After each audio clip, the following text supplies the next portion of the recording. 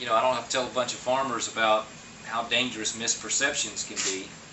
We've seen it time and again, whether it's somebody from FDA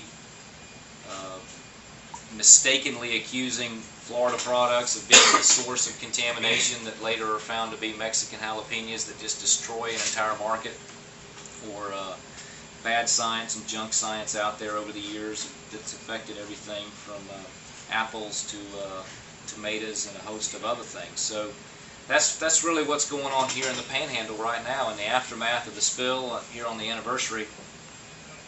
The economic harm that has occurred in Florida is more a result of perception than it is of actual damage. And so, beginning with Commissioner Bronson, they entered into negotiations with BP, and we finalized them several weeks ago, of ramping up our testing ability with $10 million that will go to this very expensive equipment. Like Collier says, is so sensitive that if you put the sample of fish or shrimp or oysters in a Ziploc bag, the fact that that's a petroleum-based product contaminates the sample. Or if you put the cooler full of samples in the parking lot while you set your trunk and there's a car next to you that's idling with their exhaust pipe, it contaminates the sample. I mean, it's parts per billion that it can detect. And after a year of sampling, and we're going to do it three more years, but after a year of sampling, we found zero reason to be concerned about Gulf fresh seafood. Look at there, fresh from Florida right there.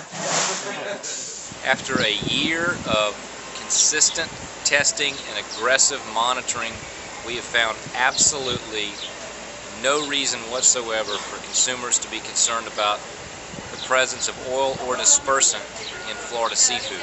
And I continue to eat it. I'm the father of four. My family eats it, and we're enjoying some of it today. It's just a really good news story that Florida Gulf seafood was unaffected by the impact of the spill or the dispersant that was used.